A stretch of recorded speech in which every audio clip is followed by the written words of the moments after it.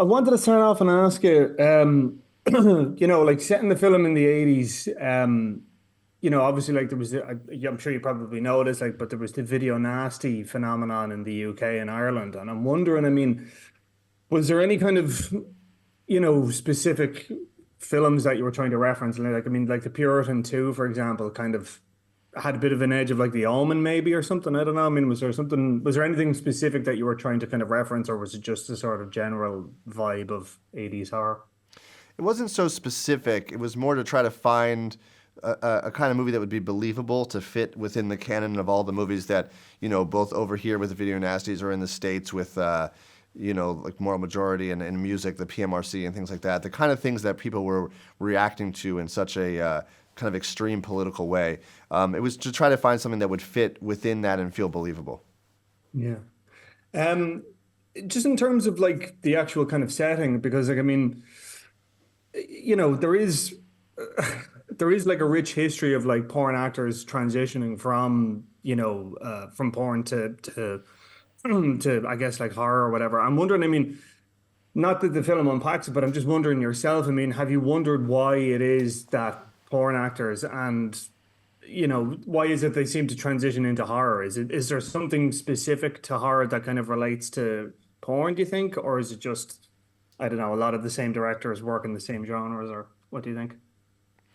Hard to say for sure. I think in some cases, horror and porn have always had a sort of symbiotic relationship as being these outsider genres, in the sense that especially like in the 70s in the States, you could make a horror movie with no movie stars, and you could make it in not Hollywood, and you could get it released in drive-ins and grindhouse theaters, and then eventually you could get it on VHS, which then offered up an audience to those movies that you didn't need to go through the system, for lack of a better term.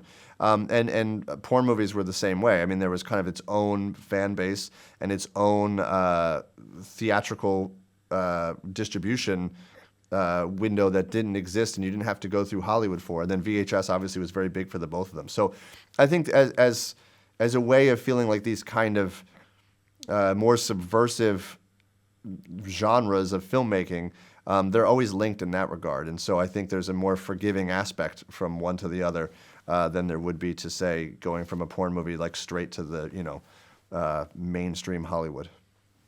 Yeah. Final question. I mean, I this was obviously a trilogy, and the previous film you had before that was In a Valley of Violence. I'm wondering, do you think you're going to continue to kind of work in a horror genre? Do you see yourself kind of transitioning over to something else? I mean, I think of like John Carpenter, for example, like that, he did like, The Fog, and then he did like, Starman, for example. Do you see yourself doing something like that, or what do you think? Yeah, I mean, I have some more horror movie ideas, and maybe they'll be next, maybe they won't be. It's hard to say. I think to make a movie is really 2 years of your life, best case scenario.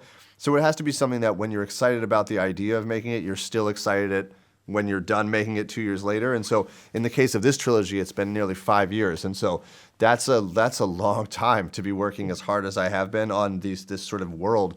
And I think you have to be mindful that you'll still be enthusiastic. So even these movies, they're very different from one another, and they are horror movies, but they are not horror movies the way that some people might expect them to be. And that's what I think is exciting about audiences getting to see them, is they're a little bit different than you might expect. And for me making them, I don't feel like I'm stuck making a sequel where it's the same movie over and over again, because that to me is not really worth the 2 years of trauma that it takes to make a movie.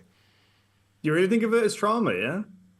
Yes, I would say if you get out there and try to make a movie, you will certainly understand what I mean. I mean, it's a good problem to have, but I've been working 12 hours a day, 7 days a week for 5 years on this. I do not have a day off. There's not a moment that I'm not either trying to do something that is next to impossible to achieve, or trying to fix something that is like collapsing around it. And so that is very time consuming. And I also have a baby. Like, there's just a lot going on. So it's certainly, it's not digging ditches. There are much more difficult jobs in the world, but it's not a walk in the park sort of mentally.